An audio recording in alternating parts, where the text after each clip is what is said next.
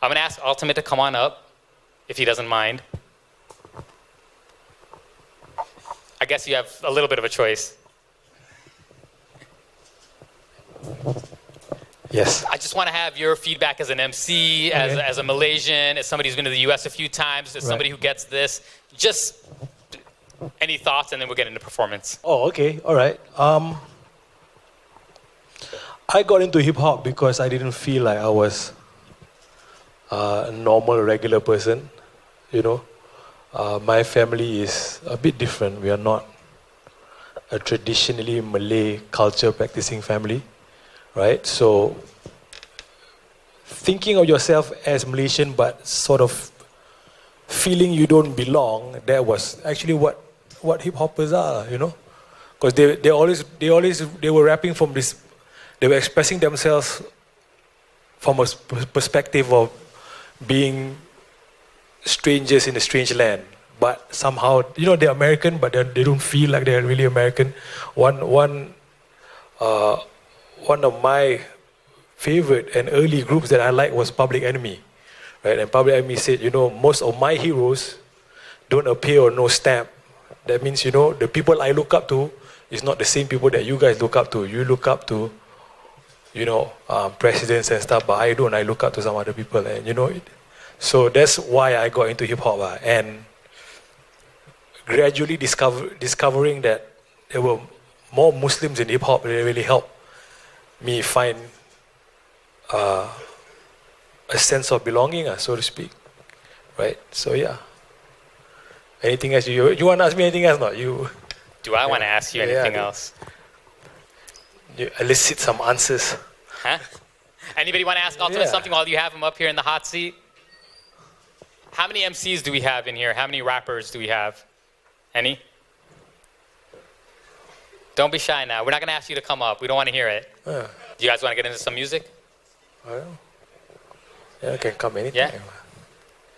Huh? Okay. Yeah? Okay, all right. I think the energy's kind of low though, man. I feel like you should be doing some spoken word and, you know, just be chilling out. Yeah, it just feels like too mellow. I don't know. I don't know. I mean, if you come to the shows, you can always catch. You want the songs, you can always come to the show. But this is a different kind of. It's not a different kind of event. Not that it's bad. It's a different kind of opportunity. Well, you know what? This is a good point because we have somebody who just walked into the place out of the bed, out of like the thrones of sickness and illness, and he said something really important. And I can't remember the third thing. He said somebody told him to be real, be relevant, and be righteous. And he said that those three things basically could be true for hip hop, or it could be true as a Muslim or a person of faith of anything, right? Be real to who? Who do you be real to? Do you be real to your fans or to yourself first? Honestly. Myself first, So be real to yourself. Sorry, guys. Be... You're second. Well, what else was it? Be righteous. Pretty self-explanatory. And be relevant. So that's where the fans come in, right? But in order to be relevant, you got to be real to yourself first. And I think authenticity is that most important piece. Even to what you were saying, right? People cannot do things for other people. You will kill yourself inside. You got to do it for yourself and for whatever you believe in, right? And do it for the people that you love, the people that are around you, that care about you, not the people who are going to give you likes on Facebook or Instagram. Anyone else? Wow. I'm going to ask her because she was in here like early and waiting. And she might have wanted to hear an Altimet song. I don't know, but... Questions, feedback, thoughts? Hello, Amika. Actually, I'm from Zero, and I came here for my friend, Azrul. So I don't have anything to ask. I'm sorry. I don't know. Okay. That was good. At least you gave us an intro, and it was, it sounded like you were going to say something more, but that was good. All right, so I'm going to ask them because they're here, right? And we have two different people. We have Hanif, who kind of gave an intro earlier, and Hanif is a turntablist and in the hip-hop culture, right? And then we have Mahdar. What kind of music does it look like Mahdar listens to? Pop rock. Jazz. Bro, you got to change your look, man. I don't know. Jazz? Do you listen to much hip-hop? A bit, okay. So I want to know, Hanif, why is it important for you to have this conversation about the Muslim roots of hip hop? I think in today's time, like I think it's cool that we're into hip hop, that we're, I guess, I don't know, for me it's just like exposure that we get outside, like when we're on social media, the kind of stuff that we listen to, the kind of stuff that we see, especially in music videos and all that. To me personally, as someone who has 3 daughters, it's not something that I want them to be involved in, with all due respect. I think when I grew up, the kind of hip hop that I was listening to was a bit more empowering. Right now, it's just, what it is, the girls, the booze, the booties, It's all good and fun, but when you have daughters, it's a totally different thing. I grew up with that kind of stuff, and to see that, them singing to a song that's, maybe I used to listen to back in the day or whatever, it's not something that I kind of want them to grow up in. So, and I guess that's the kind of thing that they're going to be influenced by, right? So I think it's important that us as musicians be responsible for the kind of stuff that we put out. Other than that, I think, Ultimate's music is pretty, clean. It's good fun. It's very empowering. I got some not so clean songs. Yeah, true. last time. But whatever is on the radio, what I mean? That's the stuff that they listen to. And I think it's important that, we sort of preserve what hip-hop is. I'm not trying to say what hip-hop is today is not what hip-hop is. I believe in what you said. It's a new thing. The whole mumble rapping thing, it's cool too. But, it's just not really, what I believe is for me as a dad, for my daughters to listen to. That's pretty much it.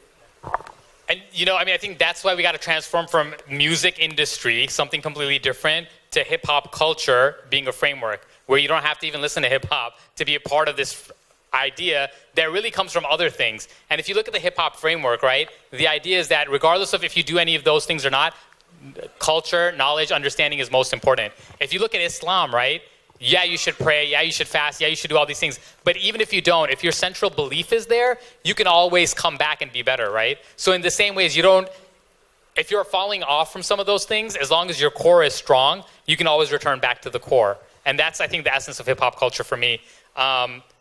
There's a family, they're husband and wife, they have 3 kids. They make amazing hip-hop music. We'll watch one of their videos before we end. Every single thing they do is family-friendly. Not because they're saying, oh, I should make it family-friendly, it'll sell. That's just their reality. They need to be real, they need to be relevant, and they need to be righteous. So everything is super positive, but it's not cheesy. So when people come to their concerts, people are like, what was that? They're better than the openers. They open up for Nas, and Nas is like, why did they open up for me? Because they were too good. They open up for Black Star, Mos Def, they're like, oh my God. They open up for Snoop Dogg, they open up for all these artists, and everybody's like, we want that, we want that. Mahtar, come on up, sir. You guys deflated him by saying he listens to pop, rock, and jazz. He's never going to stand up now. What I really want to know is, you may not be a big hip-hop head, but somehow you work with a lot of hip-hop artists. Why? Well, I think there is the third art that relevant now. My time it wasn't jazz, it was rock.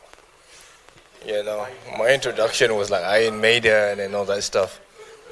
But that was those days, in Malaysia you call it rock kapak, Battle of the Band. So, but these days are hip hop, the rock is there, but the young, that's what relevant is. So I'm not really into, can't talk anything about hip hop, because I listen to it. Like people like Altimet, amboy, but not like macam all the other kind of if rock, then I would know bands that you probably have never heard, but not hip hop. But yeah, because it's relevant. It's relevant, and just like a lot of 70s rock, I think it's real. It talks. Not this booty shaking hip hop now, but those things. But it talks about issues that the artist is trying to grasp with, and that usually is relevant to a lot of young people. Because it's a generation, you go through a generation of grunge and then hip hop and all that stuff. Yeah. Anyone else want to jump in? Najat, yes. I'm not big on hip hop thingy, anything about it. But I mean, I have friends who are very into hip hop. But I'm just wondering, in terms of like the authenticity of hip hop from the origin, which is the Muslim origin, and something that's knowledgeable, cultural, and significant in terms of like your delivery, your message. Obviously, that is diluted now, right? You would consider that? Like, there's a lot of sexual things going when it comes to like the music. So, which group would you consider today that is the most that could inspire in terms of like that is the closely related to like the origin of hip hop? Like any groups today to inspire the young? Because now I just can't find any good hip hop groups.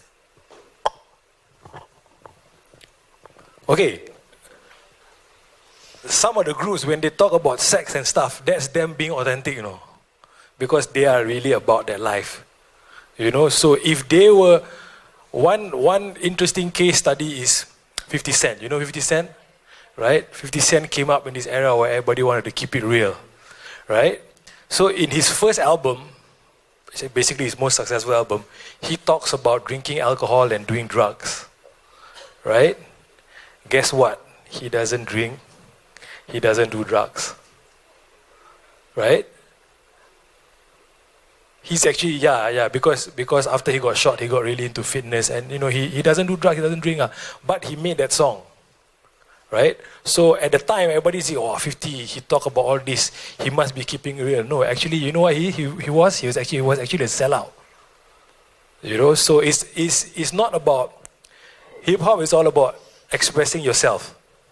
So if you really live that life, you go and talk about that. Because if you're an American, you talk about living in Kuala Lumpur and you've never been to Kuala Lumpur, that's not real. So they can talk about that, or they can talk about that if they want. If they live it, they can talk about that. If they talk about it and they don't live it, then you got to be prepared to live with the consequences that come with it. Right? Some of them talk like, okay, I do this, I got this, I'll shoot you. And then when somebody who's a real shooter comes along, then you got to deal with it, because that's the energy that you put out in the world, right? Like Hanif said, like you listen, and at that time you listen to Snoop Dogg, like, songs like It Ain't No Fun If The Homies Can't Have None. This is a song about groupies, if you guys don't know, right? It was fun when we were listening, right? It ain't no fun if the homies can't have none. Then you get daughters, and you're like, can't listen to this anymore. But right now, his life has changed. He's a dad now, so it's always got to be authentic. And as far as good hip-hop groups, I don't think that art should stay the same, right? One reason why a lot of traditional Malaysian art forms are dead or dying is because they want to preserve it. Like, kuda kepang macam gini, kita jangan tukar kuda kepang, kita jangan tukar dikir barat. Art is a very human thing, right? So when you look at living things that don't move, that don't progress, that don't evolve, what do you think? The thing dead, alive or not? Why isn't it moving? So it has to evolve. And out of all the art forms that I've come across, none of them evolve or progress or move as fast as hip-hop. That's why it is dominating pop culture today. It's been without, they only realize it over the last few years, but it's actually been dictating the pop music sound for a long time, because it moves so fast. It moves faster than pop music, actually. Pop music is a good point. A lot of pop music, a lot of other forms of music also have a lot of negative messages, also have a lot of misogynistic messages. It's not just hip hop, but you're right. There's almost seems like there's this negative thing associated with hip hop, which is true and it's happening. But like Altimet said, right, there's always balance. One is some artists change and they go from one extreme to another. The other is there's in the music industry, there's always going to be bad stuff. In order to know what's good or positive, there needs to be some bad and negative, right? Everything's not going to sound the same. I had to make a decision in my life to not listen to most Wu-Tang stuff. I don't have any kids or anything like that. It wasn't because of that. It's just because I was trying to live a positive life. And I was in the beginning too. It's just that slowly you get older and I'm like, man, why am I listening to this stuff? This is just really negative. I don't want to listen to it. So if I do a DJ set and I DJ less now, I never ever can play stuff that I don't agree with, because that's not me and that's not real to me. So if I'm playing something, I need to know every lyric. I need to know what they're saying. I don't cuss. I don't curse myself. You won't hear me say any of those words, even joking. So I don't play it in my music, because then it would be contradicting me. But that's not for everybody. People live different lives, so it's got to be true to yourself. If you want really good artists, I think Brother Ali's latest album is super positive. The Reminders, good friends of mine, are great. All their stuff is really good. But it depends, because I don't know what's okay with some people. There's some people who are like, I only listen to positive stuff, and I'm listening, and I'm like, do you know what they're talking about right now? This is laced with drugs and sex and whatever, and you don't even know that that's what they're talking about. So it's up to you, and I can't judge anybody else. Nobody else can judge anyone else. It's up to you how you want to take that positive route. But there is plenty of music out there within hip hop, within all other forms, that is super positive, super dope, really, really good, and you'll enjoy. And if you want more, I'm happy to like send you tons and tons of lists and playlists and radio shows and all of that you'll be like, oh wow, there's a whole world out there. And of course, you got the king of it here, even though he says he does some songs that are not for the kids, which is okay, because there's got to be some songs that are not for kids, right? That other people can listen to as well. Sorry. Really good point, though. Yeah, good point. All right, so talking about like being a creative and at the same time, having like faith as your foundation to produce your songs and like your work, right? I guess my question would be, what's a good benchmark to say that your faith has a strong foundation? I don't know. I mean, like, is that, I know it's such a big question, but and I'm not expecting like like an answer. But if you were to approach like a question like that, what would your like advice be to like other creatives who's like looking for that same foundation of like, yeah, that's pretty solid, I don't know, dude. Hard questions, man. Damn, we should have stopped the questions. There's pros and cons to knowing where your faith is, dude. Sometimes you wish that you have a little meter that you can check. Tak ada, because sometimes what can happen is if you look at it one day, oh, my faith is at 89%, right? Then kau boleh riak tau, macam, damn, I'm good. What I know is what my experience tells me is your faith is something that is dynamic. It goes up and down. Sometimes you pray like no problem. Sometimes you literally have to force yourself to pray. Sometimes you go like, aku kena semayang. Sometimes you're like, aku nak semayang.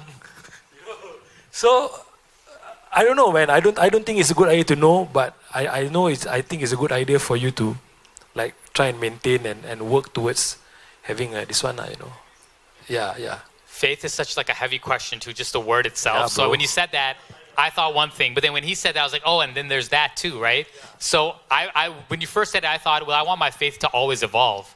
So I'm hoping that until the day that I leave this realm, it's continuing to change, right? But then when he said it goes up and down, I was like, well, that's true too. There's definitely times that I feel more, whatever you want to call that, faithful or, connected. But there's times that I don't. But I think the thing is, for me, and I don't know if it's true for him, being a creative, for me, it's a calling, period. And it's almost like a spiritual calling in that sense. It's like, this is something I have to do, and hopefully this is my mission here. I'm doing some good with it, right? And if that's the case, then it's connected to faith as well, right? So it's kind of like, how do you stay balanced? How do you do what's good for you and your family and the people around you? And I think if you're kind of keeping those benchmarks within your creativity, then it's helpful to connect it. So it doesn't mean that your faith is like expressed in your creativity all the time, but it has to be connected in a way that allows you to be balanced. And sometimes when it's a really crazy industry you're in, or people around you are doing stuff that you're just kind of like, I don't even understand how this is happening right now. It's your faith that helps you be like, all right, I got to stay clear-minded, and I got to stay on my path, whatever that path is. And that honestly can be difficult. I don't know how it is for you, but sometimes I find myself being like, man, is this okay for me to like even try to do a creative path, because it's difficult. So if you want to do this, think twice. Hi, I'm Vino. Just small feedback and a small question. One of my feedback is I'm not Muslim, but to be here and a part of this discussion is something really interesting, because hip hop and Muslim, being in Malaysia, it's like for me, it's far apart. It's very, very far apart. So to see how it can be connected to a music where people see it in a different way, you know, with sex, with ladies and everything, it is something I can say shocking. Actually, it's shocking. But if like I assume this is an assumption, there will be a lot of criticism for this. So can you share what kind of criticism, or have you ever went through a criticism when it comes to hip hop and Muslim? I don't know if I'm ready to go there, to be completely honest, but I've got a lot of criticism all throughout my life. I've got a lot of praise too from people that I really respect and adore, but I've got a lot of criticism. And I mean, you know, a lot of people who are criticizing me either apologize or change minds later.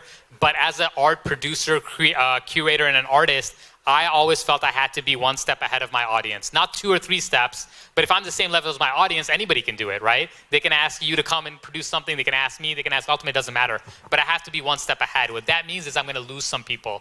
Some people are gonna be made uncomfortable. And that's okay for me. Because what I need to do is surround myself by people that love me and care about me as a person before they can criticize my work. So family is number one for me, right? If my parents are cool with it, I'm cool with it. Because my parents are good people and, you know, they've put like the faith in me. If the people that are my friends, right? If I have a hip hop thing that I'm doing in Malaysia, I will ask Ultimate. I will ask Hanif. I asked Hanif, how far can I go today? Before I started, not because of myself. I don't care if people think whatever about me. I ask because this is his space. I ask because this is Mahdar's space, and I don't want to say anything that other people are going to be like, oh, why did you say this or that? Not that I was planning to do that anyway, but you know, it's out of respect. So I need to check myself with other people around me. Obviously, you can ask the creator as well, and you can, you know, have those kinds of conversations inside yourself as well. But I need to be put in checks and balances with people around me to make sure I'm doing right. If I just listen to the audience only, then it might be, you know, not the right thing to do. Okay, put it this way: hip hop is a form of expression, right? Right. So it's actually a platform to communicate, right? So this is how I explain it to people. When people say, "Oh, hip hop is not nice," I say, "Look, hip hop is the glass. All right. What I want to say is what I pour into the glass. So when you come to my house, I'm going to give you a drink. I can choose to give you in a old, you know, a glass that don't look nice, but it could be the best drink. Or I can give you in a brand new shiny glass, but what I'm giving you is poison. Right? So don't look at the glass, look at what's inside. You know, but yeah, there's always criticism. There was one time a journalist that asked me, Ultimate, why you like to wear hats all the time? I said, I wear hats because my role model says you should always cover your head. Then who's your role model? My role model is the Prophet Muhammad Sallallahu Alaihi Wasallam. Oh, but Muhammad never wear hat. So I'm like, okay, then I don't wear hat lah. But Hari Raya, you don't wear songkok ah? Eh, why not? Muhammad wear songkok, brother. You got wear songkok or not? So you don't want me to wear hat, you don't wear songkok ah? Do we have a deal? That was the last time he interviewed me ah. That's a great example. example. So don't. Sometimes you look at. It's hard because you can't. You only see people's action. You don't see why. You don't see the intention, the niyat. Can I wear kopiah? Of course I can wear kopiah. But my target market, my audience, the people I want to talk to, is they see me, half of them just going to switch off. This fella look like the guy who teach me Jawi. Well, listen to him. You know. So you got to think about that as well. You know. But they don't see that lah. They don't see why. So there will always be criticism. It's come to a point where every time I want to release new music, you know, you got to do your press round. Before that, I already troubleshoot what are the things they can tembak me for. This. You know, so anytime they ask, I'm like, I'm ready. Because when I'm there, I'm representing this entire movement called hip hop. And if I don't answer correctly, everybody's going to get a bad name. Yeah. I just want to say one thing about the whole thing about Muslims, right? And why we're having this conversation around it. At least in most of the world, Muslims are kind of continuously under attack, right? There's this negative thing around Muslims, Muslimness, Islam, all of that. And it's important for us to be able to say something for ourselves, right? So that not everybody else is doing it. But what does that mean? So do I only work with Muslims? Obviously not. The reason that we're saying this and making the statement is if we can give an example for this specific community, that template and that model can be used for anybody. And that's exactly what happened with hip hop. Hip hop is a global movement because it wasn't just for blacks, it wasn't just for Latinos, it's for anyone who wants to use that framework. And the stuff that we're talking about now is for anyone. If it's a Muslim majority nation and minorities are being oppressed, those minorities have a duty to use that for whoever's oppressing them as well. This is what we believe as well, or at least I do. And that's what needs to happen, is that we can't just say, oh, this is just for one group of people. The knowledge that we're sharing right now is something you can apply to any group of people. So if you feel empowered by it, you feel empowered by it. And this is just one kind of example and strand. Okay, I think you've been a good audience now. Props to everybody who asked the question. I don't think anybody won any of the prizes that Mahdar was going to provide. Sorry.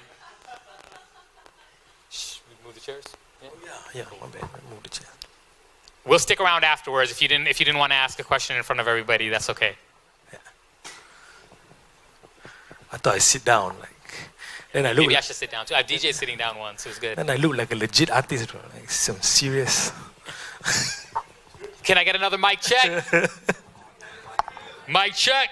2, 1, 2.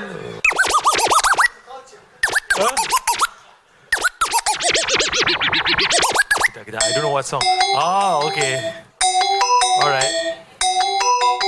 Sing along if you know this one. 1, 2.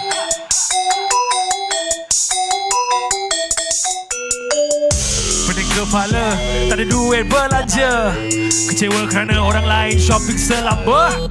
Nak merasa, nak join sekali bersama. Mereka-mereka yang viral trending semasa. Nak apa yang dia ada, aku nak orang berkata. Ada gaya Subang Jaya. Tak sanggup tunggu lama, tak ada duit, tak ada masa.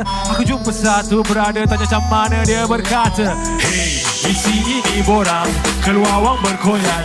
Korang jangan goyang, bayar kemudian. Mohon terus lulus, tanda tangan terus. Siapa tak nak berlambak mulus. Bagai bulan jatuh ke riba. Nak duit, hey, dapat sekali bunga. Jatuh bulan kan ada riba. Nak duit, dapatkan bunga. Jangan sampai kena sita. Tak ada duit untuk bayar bunga. Sampai boleh naik gila. Rumah tak ada taman, masih ada bunga. Serba satu, semua serba baru. Kalau tak laku mereka semua cerca aku. Ramai kawan baru, that's my instant fam. Semua laju pasal baju ke Instagram. 3 liter, kopi mahal cafe hipster. Bukan penglipur lara tapi terege bang bila cerita. I'm like, woo, putih mata, lupakan kisah lama. Kalau nak lagi jumpa itu berada dia berkata. Hey, isi ini borang, keluar wang berkoyan. Korang jangan goyang, bayar kemudian. Mohon terus lurus, tanda tangan terus. Siapa tak nak berlambak mulus. Pinjam je lagi. Bagai bulan jatuh ke riba. Nak duit, dapat sekali bunga. Jatuh bulan kan ada riba. Nak duit, sertakan bunga. Jangan sampai kena sita. Tak ada duit untuk bayar bunga. Sampai boleh naik gila. Rumah tak ada taman, masih ada bunga. Hey! Bayaran tak cantik tolong bagi balik. Tanya baik-baik sebelum ditarik. Bulan ni dah lambat tolong bagi cepat. Engkau dah terjerat, terikat ketat. Mana mau lari jangan kecil hati. Janji tetap janji perempuan atau laki. Tunggak punya tunggak pokok dan baki. Bunga tanam sekali, hutang sampai mati. Bagai bulan jatuh ke riba. Nak duit, dapat sekali bunga.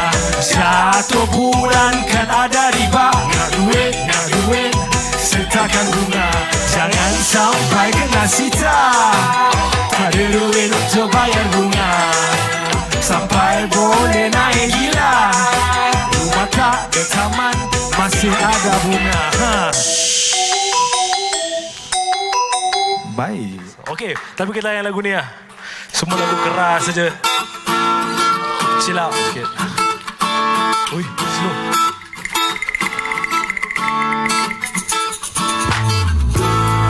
1, 2. Okay, if you know the word, you sing along, okay?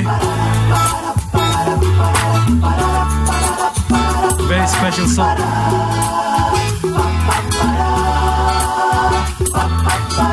Pani hafal lah, Papa senang kan? Hey wanita gembira dapat berjumpa. Teringat kembali kali pertama kita bersua. Ingat bila kita bersepatu serupa. Tak lama dahulu jangan kata kau dah lupa. Kau bersama kawan-kawan muda yang nyata. Kau paling menyela di antara mereka. Dengan rambut hitam warna coklat anak mata. Membuat aku kurang fasih bila bicara. Apa kata kita ambil sedikit masa untuk mengenali sesama kita dengan lanjutnya. Dan jika kau rasa apa yang ku rasa, ayo kita ke bab kedua dan seterusnya. Cantik, sing along, let's go. Dirimu buatku tertarik, menghilang segala prasangka di jiwa. Oh cantik, sungguh aku cinta.